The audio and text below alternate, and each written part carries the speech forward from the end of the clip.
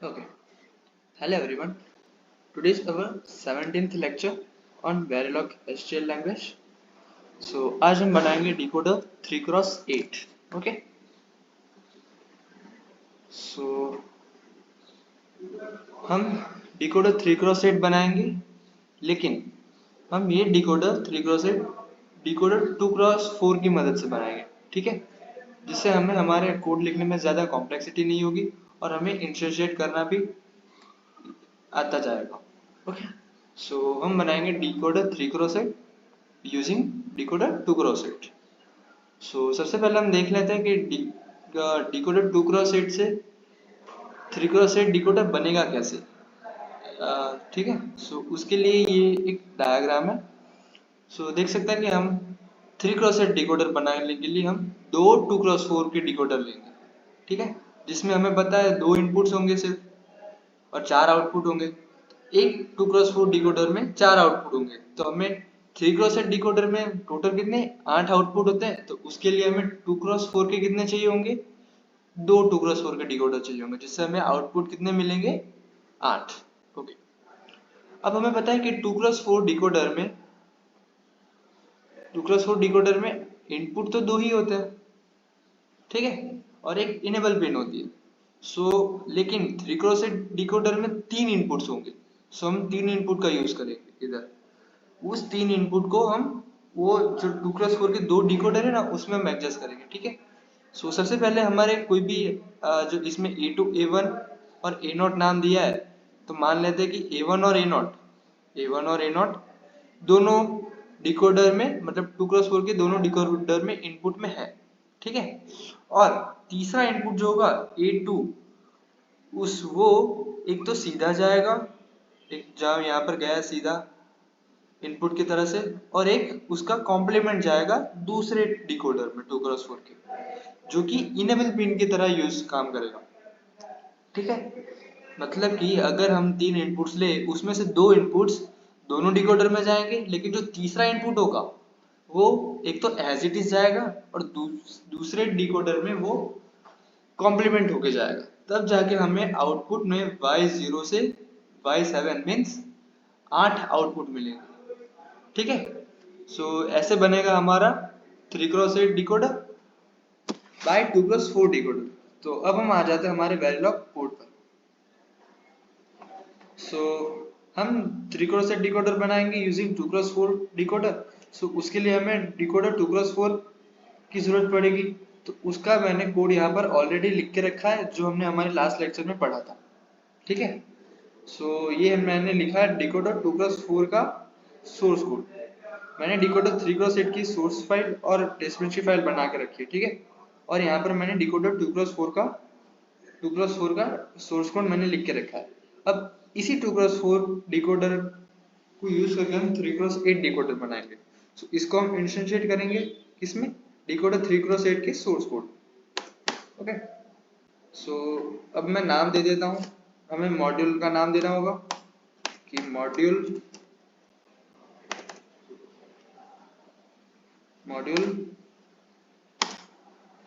Decoder 3x8 ही नाम दे देते हैं, डिकोडर अंडरस्कोर 3x8, ठीक है। अब ब्रैकेट में इनपुट आउटपुट जाएंगे। इनपुट हमारे पास क्या होंगे, तीन इनपुट्स होंगे और 8 आउटपुट होंगे। इसको लिखने में हमारा कोड बहुत लेंथी हो जाएगा। हम इसके लिए यहाँ पर हमारा एरे मीन्स वेक्टर फॉर्म का यूज करेंगे, जो कि हमने हमारी बेसिक्स ऑफ वेरिलॉग की प्लेलिस्ट में हमने पढ़ा था, ठीक है। मैं यहाँ पर नाम दूंगा सिर्फ x, y, जो कि x जिसमें x है इनपुट और y है आउटपुट। अब मैं इनपुट और आउटपुट को डिक्लेयर कर देता हूँ। इनपुट कितने हमारे पास, तीन, मीन्स ब्रैकेट में हम क्या लिखेंगे 2:0, ब्रैकेट होगा capital X semicolon.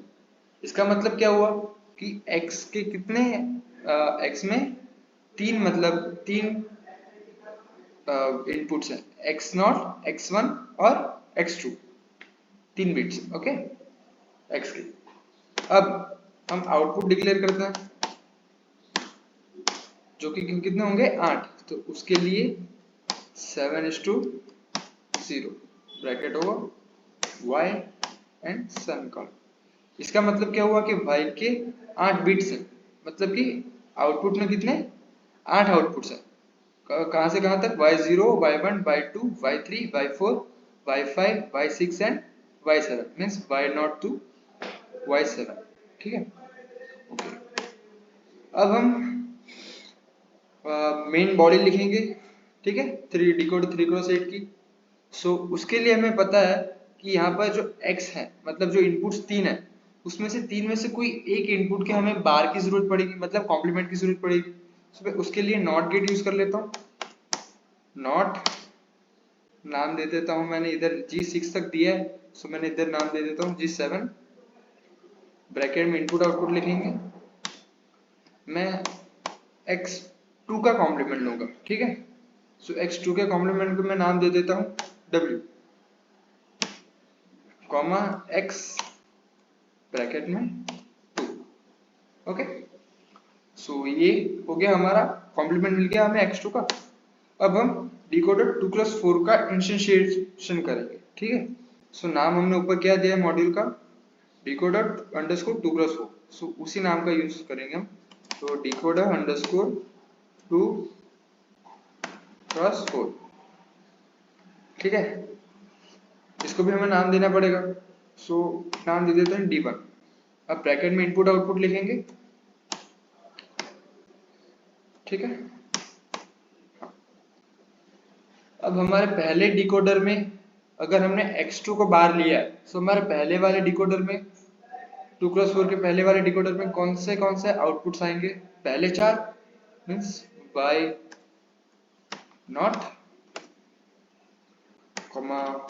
y1 y2 y3, okay. और 3 इनपुट्स जाएंगे। 3 इनपुट्स कौन से, 2 हमारे जो कॉमन होंगे वो, और तीसरी सिलेक्ट इनेबल लाइन पे हम देंगे, जो इनेबल लाइन पे क्या देंगे हम, इधर x2 का bar means w। So x0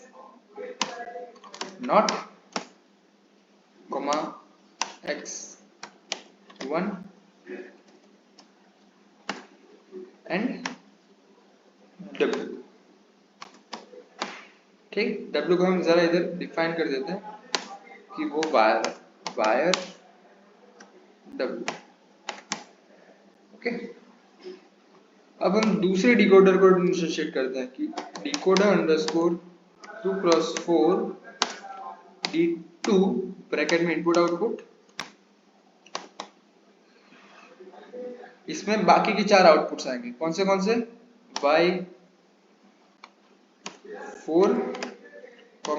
y5 y6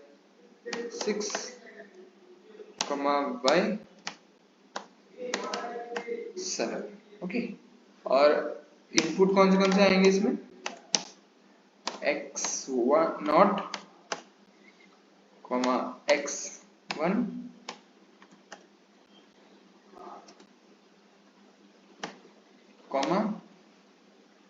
x, सीधा x2 इनपुट जाएगा x2, ओके। सो हमने इंस्टेंशिएट कर दिया, और लास्ट में हम क्या लिखेंगे, एंड मॉड्यूल, ठीक है, ओके। कहीं पे एरर है, कहां पर है, ओके, हाँ, इधर हमने स्मॉल x लिया है, कैपिटल X, ओके। सो ये हो गया हमारा डिकोडर 3x8 का सोर्स कोड, जिसमें हमने क्या किया, डिकोडर 2+4 को मैंने ऑलरेडी यहाँ पर लिख के रखा था, क्योंकि हमें उसकी जरूरत है, उसी की मदद से हम इंस्टेंशिएट करेंगे, इंस्टेंशिएट करके डिकोडर 3x8 बनाएंगे। सो मैंने डिकोडर 2x4 का मैंने कोड लिख के रखा था, देन मैंने 3x8 की एक मॉड्यूल बनाई, जिसमें मैंने इनपुट और आउटपुट को डिक्लेयर करके हमें तीसरे इनपुट का कॉम्प्लीमेंट चाहिए थी, इसलिए मैंने नॉट गेट लिखा, एंड देन डिकोडर 2x4 को मैंने इंस्टेंशिएट कर दिया। और लास्ट में एंड मॉड्यूल। ठीक है, अब इसको सेव कर लेते हैं एंड स्कीमेटिक डायग्राम देखते हैं। ये हो गया हमारा save and run library design.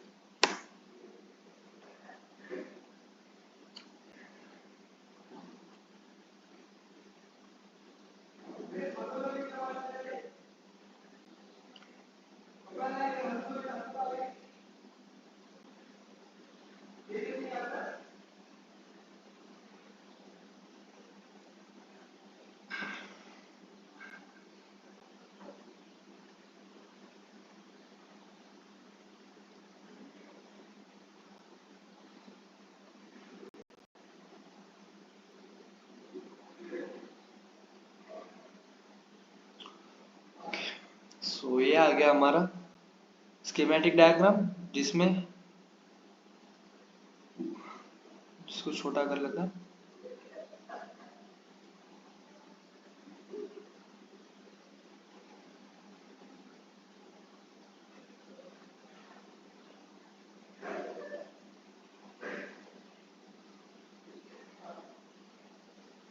इसमें y7 y0 to y7 है इनपुट्स, आउटपुट है। ठीक है, दो तीन इनपुट्स है और अंदर जो हमारे not gate and and gates use हुए वो दिख रहे हैं अंदर। ठीक है, ये मिनिमाइज करें हम इसको। से ये एक डिकोडर हो गया 2x4 का, और ये हो गया डिकोडर 2x4 बिट का, और उनका यूज करके हमने डिकोडर 3x8 बनाया है, जिसमें हमने एक नॉट गेट का भी यूज किया। ठीक है, अब हम देखते हैं वेवफॉर्म्स। सो वेवफॉर्म्स के लिए मैंने यहाँ पर इसकी टेस्ट बेंच लिख के रखी है। सो वो समझते हैं एक बार कि मैंने सबसे पहले डिकोडर को नाम, मॉड्यूल का नाम दे दिया decoder underscore 3x8 underscore TB test bench. फिर हमें पता है रजिस्टर इनपुट्स और वायर आउटपुट्स के लिए मैंने लिख दिया। देन यूनिट अंडर टेस्ट के द्वारा हमने सोर्स कोड और टेस्ट बेंच के इनपुट और आउटपुट को कनेक्ट किया। देन इनिशियल बिगिन करके सारे कॉम्बिनेशन लिख दिए। बस इधर थोड़ा फर्क लिखने की पैटर्न में मैंने क्या लिखा है, x इक्वल टू 3-B000। 3 क्या है, number of bits, b means binary, और 00 मीन्स वैल्यू। मतलब 3 बिट्स में जाएगी, किस में जाएगी, वैल्यू बाइनरी में जाएगी, और वैल्यू उसकी क्या है, 000 है। मतलब x2 की वैल्यू 0, x1 की वैल्यू 0 और x0 की वैल्यू भी 0। अगर ये वाला हम देखें कि इसका मतलब क्या है, कि 3-B010 मीन्स 3 बीट में वैल्यू जाएगी, और वैल्यू किस में जाएगी, b मीन्स बाइनरी में, और 010 मीन्स x2 की वैल्यू 0, x1 की वैल्यू 1, ऐसा, और x1 की वैल्यू भी, x0 की वैल्यू भी 0। उस हिसाब से मैंने 8 कॉम्बिनेशन लिखे, और सबको मैंने 10 यूनिट टाइम का मैंने इंटरवल दिया है, और लास्ट में मैंने $साइन फिनिश करके वेवफॉर्म्स को स्टॉप कर दिया। ठीक है, सो इसको हम रन सिमुलेशन करके एक बार वेवफॉर्म्स देखें तो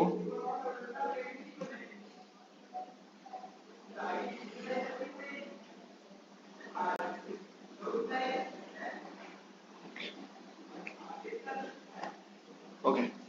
सो ये रहे हमारे वेवफॉर्म्स, जिसमें हमने इसको थोड़ा बड़ा कर लेते हैं।